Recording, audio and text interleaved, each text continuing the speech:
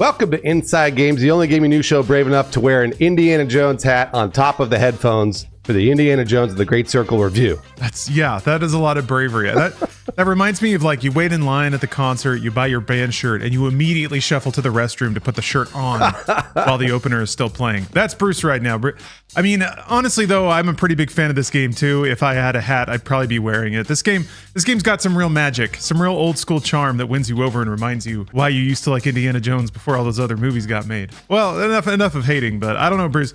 What did you think about it? I mean, we've gushed about it, so I know that you liked it, but I want to hear it out of your mouth. Yeah, so both Lawrence and I really like this game a lot. And I think, generally speaking, most people do. I want to say that the reviews just have been very, very positive and have kind of won people over on the internet, which is pretty rare for an existing IP like Indiana Jones. That's very, very odd. And I did not expect that to happen. I didn't expect that a lot of people to really like this game on the internet. In addition to both Lawrence and I. That was sort of my take on the outside, the existing reviews. But for us personally, we should start. What do you want to start talking about, Lawrence? Do you want to start with the graphics? Do you want to start with the music, with the performances? I mean, there's so many good things about this game. Normally, with any game, I like talking about gameplay first. But Indiana Jones, I think, is a kind of a unique exception because it is a brand. It is a brand that was until now, well, there are a number of Indiana Jones games, but come on, it's a movie brand.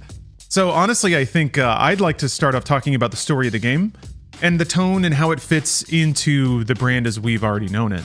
And in that respect, I think it fits extraordinarily well. This game takes place, let's see here, it's in between, basically on the timeline in between Raiders of the Lost Ark and Last Crusade. So Last Crusade hasn't happened yet, but Temple of Doom and Raiders have. So that's kind of the status of Indiana Jones that you're dealing with. The game itself is a pretty straightforward kind of action adventure. Candyman busts into Indiana Jones's academy. It's a giant man played by Tony Todd. He steals your cat, Mummy, and because you're Indiana Jones, you got to figure out why. And honest, that aspect, the fact that Indiana Jones is like, hey, an adventure, let's go. That's kind of addressed, not especially, but that's kind of the arc of Indiana Jones over the course of this game. Everyone calls him out on always running away from his real life problems to chase an adventure. So there's a little bit of texture there, but mostly the game, I think, just nails the tone really well without trying too hard to change what is already there about Indiana or trying too hard to like retread old ground or throw in a lot of references or just a lot of Indiana Jones comfort food. It does a really good job kind of staying in the middle of all those boundaries and ends up being really tasteful and fun.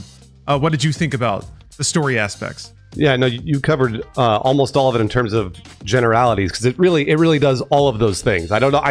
It's pretty amazing when something brand new can not do fan service, not do a bunch of fan service, but at the same time really actually capture the tone of the existing IP like Indiana Jones. It's almost perfect.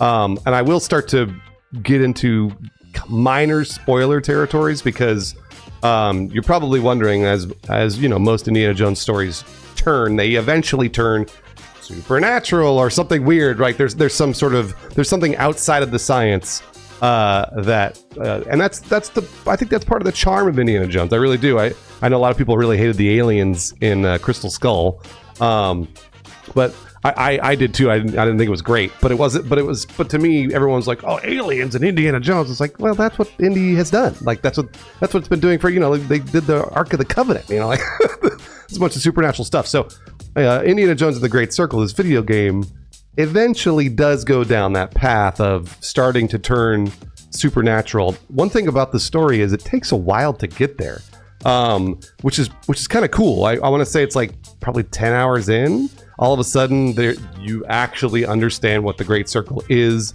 and what these stones are that you're collecting do. And I don't want to spoil it, but it is supernatural. And again, to go all the way to the end of the game, because I think both Lawrence and I have beaten it as well.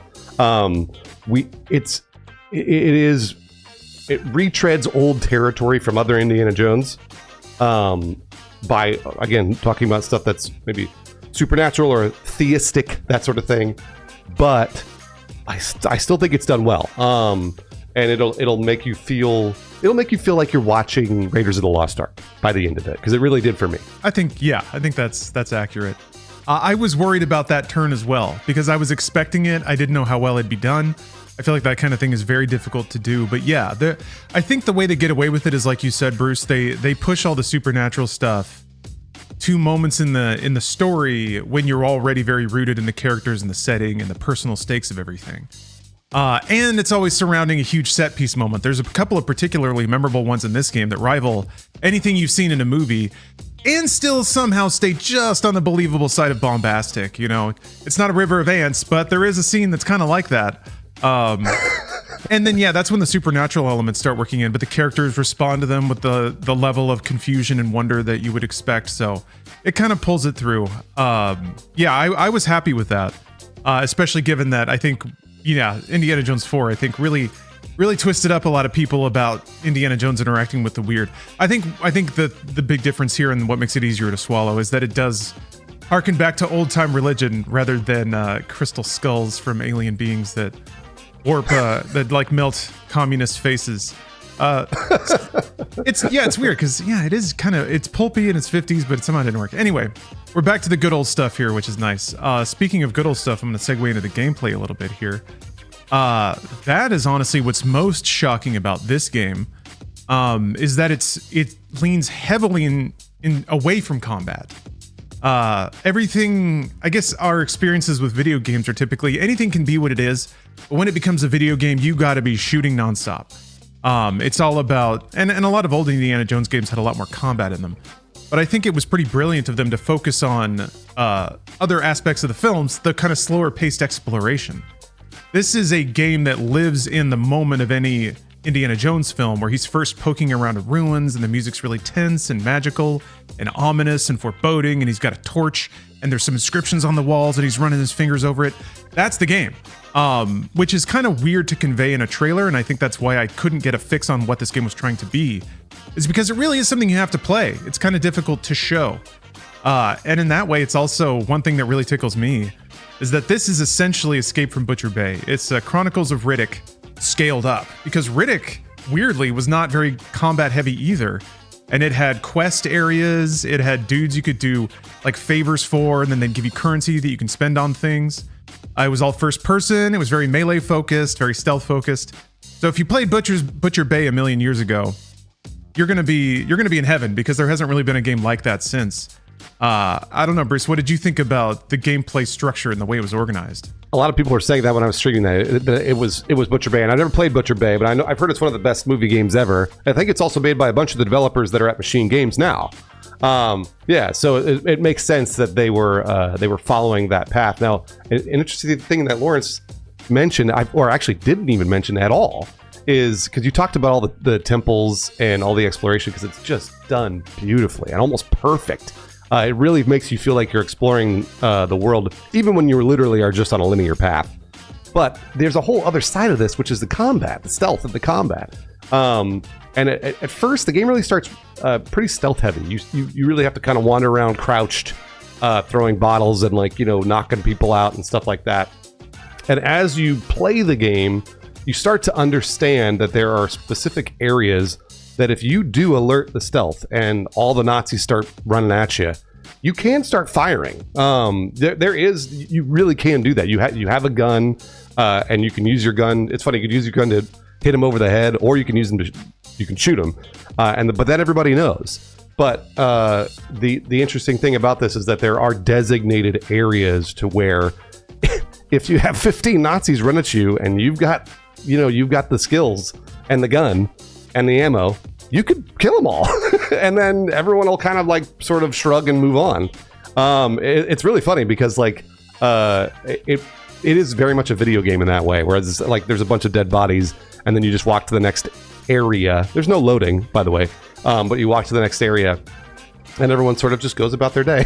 So I appreciated that, and for me, staying more in the Indiana Jones character, I tried to stealth my way through as much as I could. I didn't want to just go in guns blazing everywhere, and that feels more like an Indiana Jones movie where you're hitting people over the head with brooms and shovels and things like that, and dragging bodies and moving them out of the way and that sort of thing. But you could do the guns blazing thing if you wanted to, and I thought both were fun.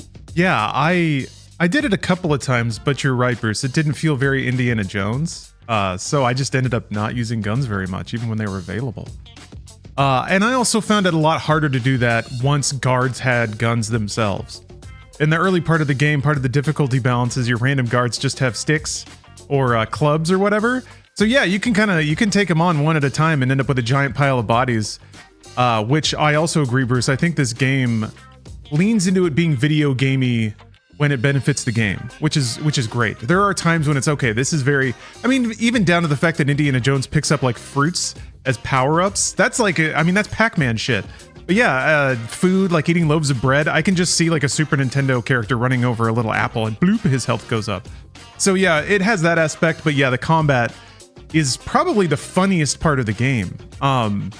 And I don't think that's on accident. I think a lot of the the animations, the facial expressions of the fascists and the Nazis you fight, the way that they tumble around, the classic sort of almost vaudevillian style physical comedy that happens there. There's a knockout where Indiana Jones headbutts somebody and they're just kind of like conked out on their feet, and then he taps them and they fall over. Just like perfect stuff that really understands the DNA of where these movies came from. And yeah, the sound effects I think sell combat really well too, because you have these outrageously reverby meat slaps whenever you land that big ol' Indiana Jones haymaker on somebody. It's dialed up from what the Lucasfilm sound effects were, and those were pretty intense too already. So they found a lot more oomph in those sound effects. I honestly thought it was kind of overdone in the trailers. I'm getting into sound now, which is a whole other area, but I thought it was a bit overdone in the trailers, but in the game it makes total sense because you're not hearing it all the time. So yeah, when you get in a fight and all of a sudden there are these crazy meat smacks and the Indiana Jones score is kicking up. And then yeah, you have a literal pile of bodies that everyone else just sort of shrugs and walks on by. I kind of read some fun humor into that too, of like, nobody likes the Nazis. So if some guy shoots a bunch of them, everyone else is like, oh well, that's a pretty good way to start the day. But yeah, the combat is fun, which is interesting considering that some of the time it's almost considered like a fail state. It's like a whoopsie, and that's how you bounce back into exploration. There's a couple things I want to say about exploration before moving on to other aspects. I love that, like you said, the level design is pretty linear, or it can be when either you're in the overworld or down in a crypt. It is basically a long twisty hallway. Sometimes there's like big rooms to explore, but it feels really good about being directed without feeling too controlling. You know, there's a huge discourse about yellow paint or whatever. There's not too much of that going on, but it's still pretty easy to see where you need to go and what you need to interact with. But not too controlled. I did have some aspects where I was just kind of wandering around trying to figure out what to do. I like that all the puzzles, there's every ruin has some kind of like half-broken puzzle to interact with. They're all pretty simple, but not too simple. I was worried that it was just going to be there's just a big button in the middle and you just got to push that button and you win. It's usually like 2 or 3 steps past what is obvious. So I appreciate that. And then when you do the obvious step, something about the puzzle teaches you about what you're supposed to do. So really, really smart design there. And from this is skipping way ahead, but end game exploration is amazing. This is something I always look for in games that have a lot of pickupables and exploration aspects is, does the game give you the tools to find that stuff if you want to? I remember Tomb Raider 2013 did a really good job of this, and so does this game. You can get these maps that will highlight the location of stuff on the overworld screen and on your 2D map, but it doesn't give you a glowing trail how to get there. So you can revisit areas you've been to once you finish the game, get all these maps, and then have another fun experience just trying to figure out how to worm through all these tunnels to find all these pickupables. That there is actually like a secret ending if you get all these goodies and stuff. So I'm looking forward to that. I finished the game. I think you did too, Bruce, right? Oh yeah, no, I did. And I watched the secret ending because it does require picking up a lot of things. There's these there's these little like cylindrical things you pick up. You have to pick up like 150 of them or something across the entire game. But I watched that secret ending because I was like, well, I'm probably not going to go back and do that whole thing. And I will say we're sort of winding our way around the gameplay, which is interesting because that really is the way that this video game plays out. Like you're playing it and you're having a lot of fun, but you are just stumbling into exploration. You're stumbling into the puzzles, which is really fun. That's exactly what Indiana Jones is, in my opinion. They do a great job of intermingling the two. And one thing I wanted to mention about the skill points and the skills, the unlocking skills in this game, because I had a lot of questions about this. I was like, wow, how do you get better at stuff? Like, how does Indiana Jones understand? You know, like, he picks up books. And like Lawrence said, there are maps you can pick up that will tell you where these books are. And then these skill books have skills in them that you then use adventure points to unlock.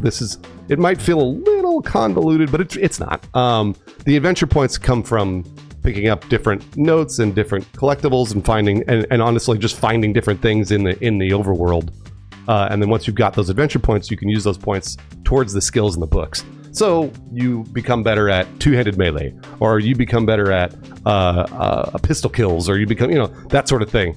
And there's a lot of skills and a lot of books to pick up, which I had a lot of fun looking for and using. The genius of it is that they invested so much effort into making these big environments with amazing visuals and great details and things like that. And then they give you a bunch of reasons to poke around at them endlessly. So finding all the skill books, finding all the little, ancestral dildos that you need to unlock the final ending. Yeah, tons of other things too. There's like side quests that have proper little mini stories baked into them as well.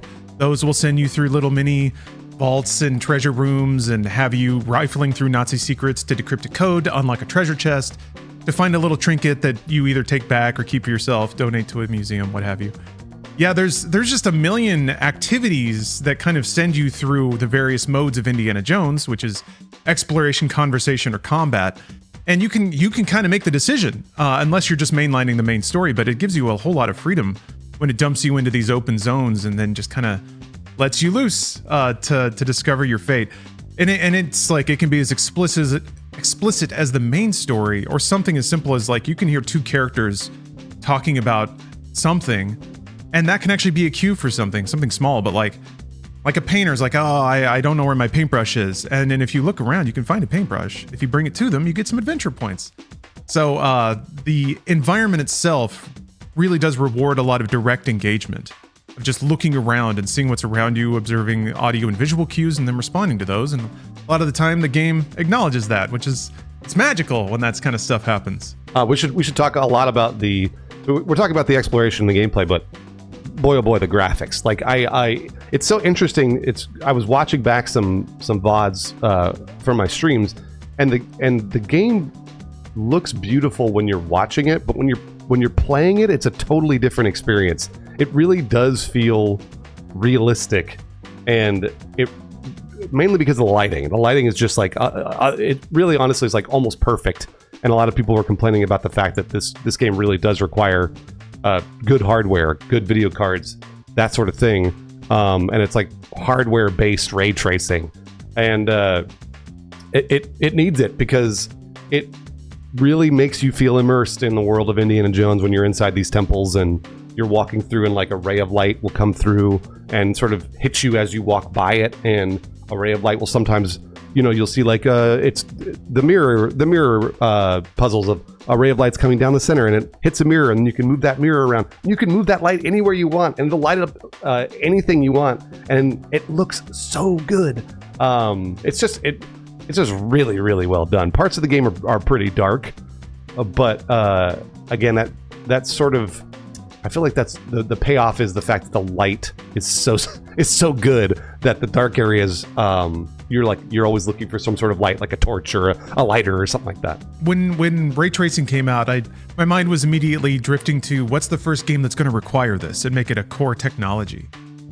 You could probably make Indiana Jones without ray tracing, but I'm glad that they dedicated to this because it did pay off spades. Yeah, all of the game is lit like a Spielberg movie, which is to say, exceptionally. Yeah, you do have these extremely dark corridors, and most people don't like that. I've noticed that with games, is people hate it when it's dark, but there's no threat. So, like, when you're in these dark ruins, you're not getting chased by anything.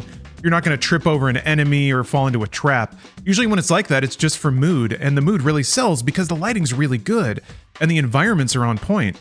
And like, it's mostly hallways, so it's like, it's kind of hard to get lost even when it is black, and you get a lighter, so you have some personal light. But yes, I do love how when you're down in ruins, it does feel very dank and sort of removed from the outside world because it is so dark, and like there's fetid pools of water around and an occasional rat.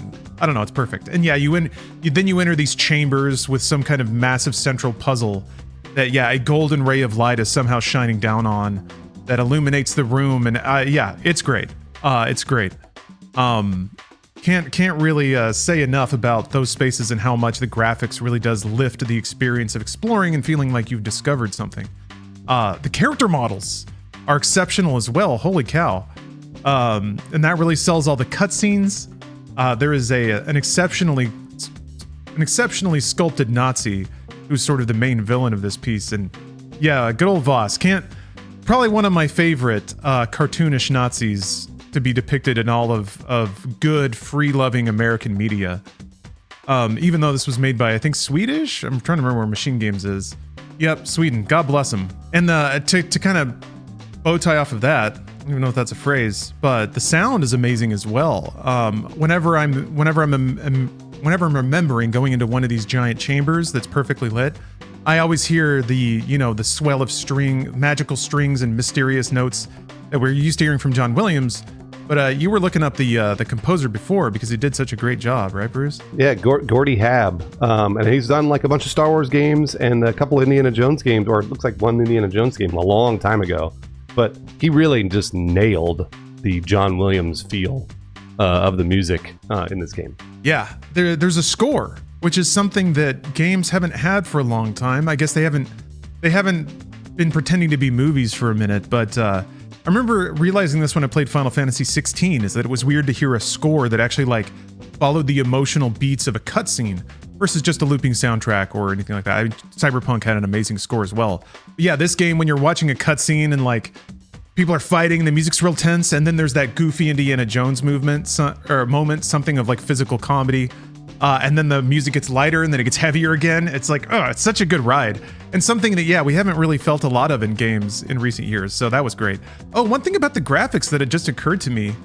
Everyone seems so burned out on photorealistic graphics, and I get why. But I think Indiana Jones is one of the few examples where photorealism really does serve the game.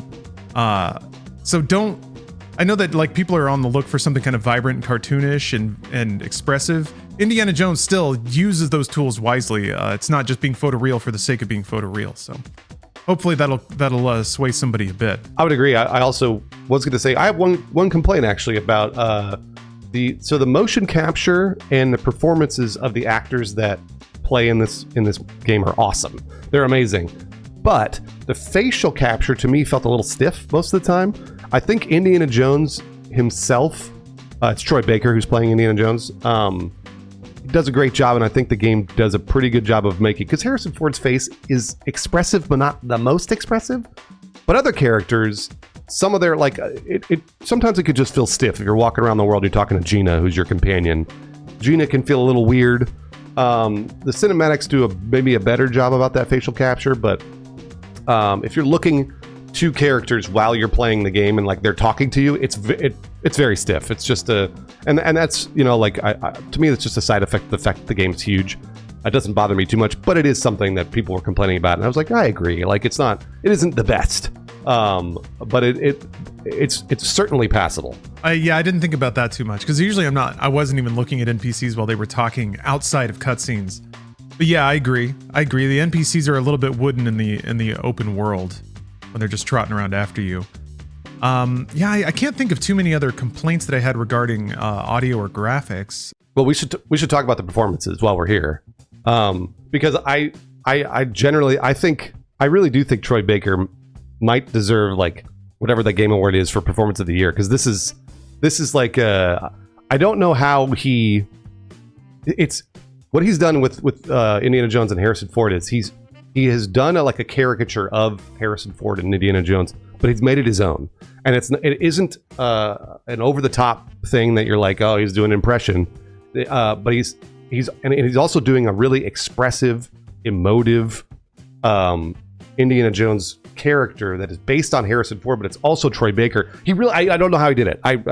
It's almost magic, and we all know Troy Baker is the best in the business, right?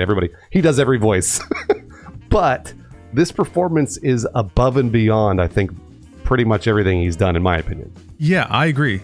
I think it's one of the, there's things like Last of Us, right, where he's been able to show his acting chops. I think by and large video games usually don't give material that lets good performers show off their talents a lot of the time, or game directors just ask for the same old stuff.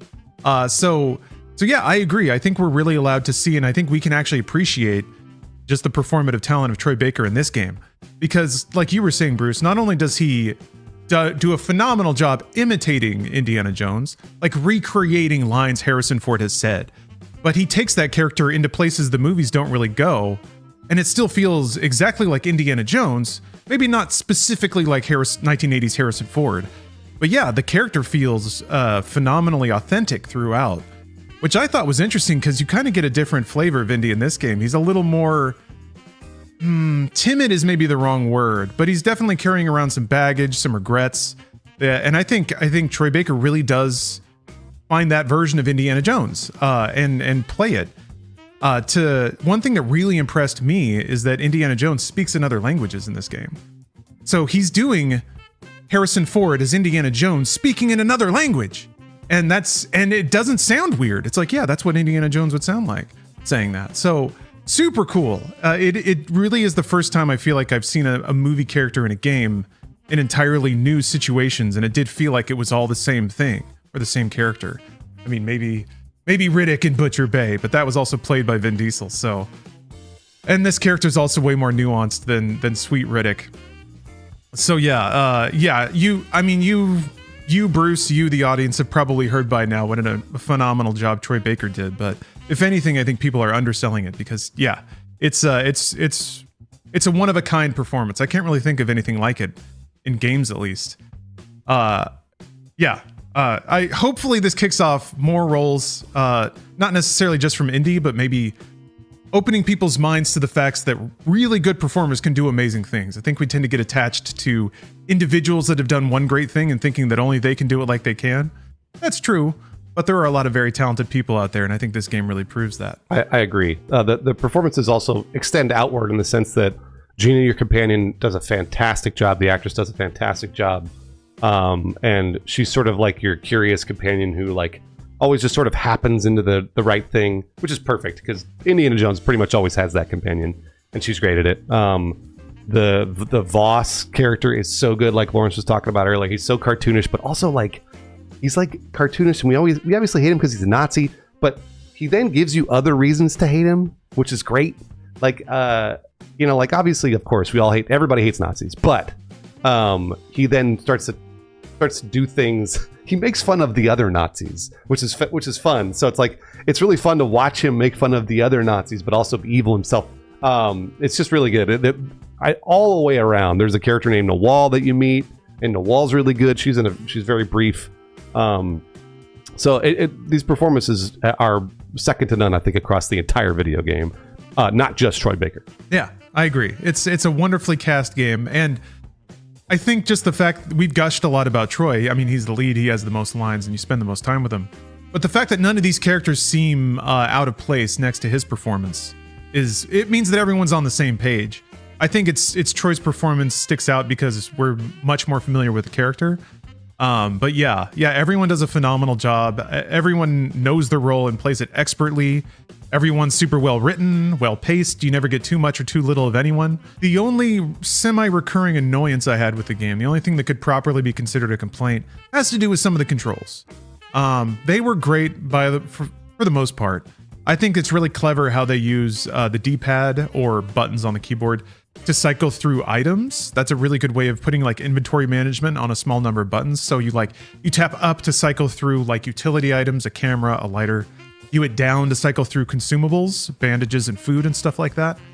The thing that kept happening to me, this is a very silly thing, but it happened a lot, is that I'd be hitting down to cycle through from like bandages to food, and then the indicator would go to food. I'd hit use, but since I was holding a bandage, I'd use a bandage instead. And then it would just keep me holding the bandages after that, and I'd have to cycle through the whole list of items to get back to what I wanted. That's kind of weird, but I had a bit of problems sometimes getting prompts to like activate, if that makes sense. So if you're going to whip swing on something, there's a little dot on it, and then you have to kind of stare at it and get the right angle until it flicks over into a right bumper or an E. I think it's F on keyboard. So sometimes it was kind of weird to find that magic spot they wanted me to stand and the angle I should look at it to get it to like whip and connect. But once you learn the language of the game, it's not that big of a deal. It's just you kind of have to find what it wants versus what you think you should do. But those are very small and largely inconsequential annoyings. It would have been nice to have specific binds for the various tabs of the journal. That's a very controller thing, is you got to hit back to pull up the book and then hit your various tab buttons to cycle over to what you want to get to. But you don't do a ton of rifling through your inventory. I mostly did that when I was doing collectathon stuff of having to pull up the map a lot. But yeah, the buttons can get a little cumbersome, but I think that's because they try to fit a lot of functionality onto a typical controller, so there's a little short out about that. I don't know, how did it handle for you, Bruce? I had mouse and keyboard, played on mouse and keyboard. Didn't have I had the cycling issues a little bit with like the fruits and the bandages and stuff, but it wasn't as bad as what you are describing with the controller. I will say you're right about the fact that if you're always bringing up your map and then cycling through, because you were constantly having to cycle to the specific part of that menu versus pressing a button on the keyboard, which is kind of interesting that they even had that on mouse and keyboard. But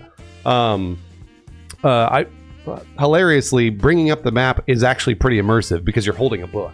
So, and you could carry the map around and look to see where you were going, which I kind of thought was cool. And it's like it's lit in the environment. So if you're in a dark corner, you have to kind of scoot over to a torch to read it. I thought that was great. Yeah. That was pretty immersive. But yeah, I think your concerns are founded there about the controls.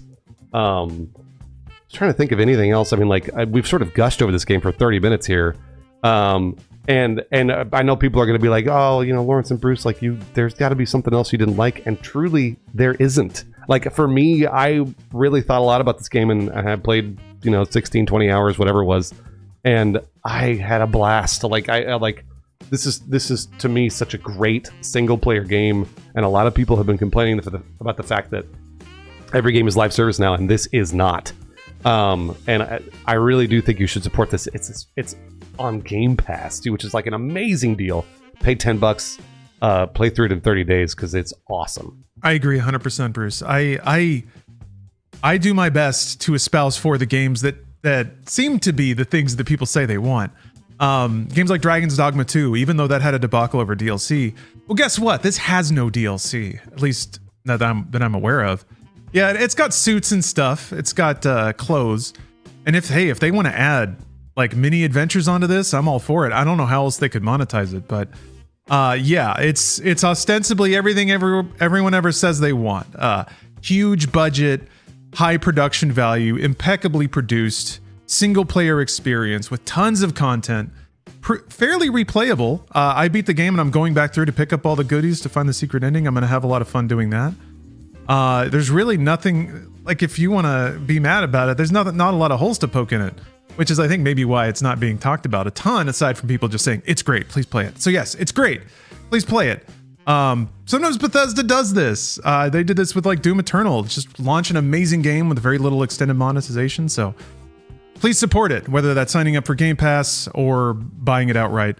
I guess on that note, disclosure time. I did get a review code for the game from Bethesda. So there's that. I don't know if you got a code or whatever, but I did. Yeah, no, I also got a code. Again, I mean, I would just do Game Pass. Like I would just do this. Like the easiest way to do this is pay the $10 or whatever the $12 it is to get in there and play it on your Xbox or your PC, and play it in 30. You probably knock it out in, I want to say, like 3 or 4 gaming sessions, maybe a weekend or something. You'll have a blast. Yeah, even if you're a more casual player, just like the combat difficulty can scale. So you just put that on easy, basically play through an interactive movie and have a great time. Just like I've had talking about Indiana Jones with you, Bruce. Thank you very much. Oh, wait, where's my hat? Yeah, put that hat back on. I have a whip somewhere, but it's in my bedroom, Lawrence. Get it? So you can strangle yourself because there's no more Indiana Jones to play. I gotcha. But like you said, Lawrence, there is DLC supposedly coming, I believe around the time of the PlayStation release of this game. So yeah, so I think we're going to get other, like you said, mini stories. And then of course, like I just said, the game is coming to PlayStation too. So all these people on PlayStation have been complaining about the fact that they don't get to play it. They will soon. So yeah, awesome. Yeah. Look forward to it. Yeah. All right, well, congratulations, Machine Games and Bethesda, for a sterling video game. This feels like a game that I'll probably come back to like every 10 years and play through. Just to remember it in. Thank you, Bruce, for reviewing Indiana Jones. And thank you, viewer, for watching our review of Indiana Jones. We'll be back with more gaming news, editorials, and whatnot soon. Yeah, I'd like to do a lot more of this kind of stuff in 2025. On that note, we have a Patreon that funds these kinds of productions.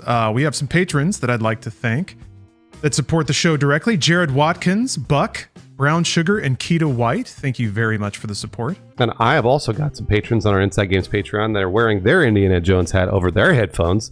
Dougal Tupo, Lenny Neves, Ryan Dareberry, and Jose Diaz.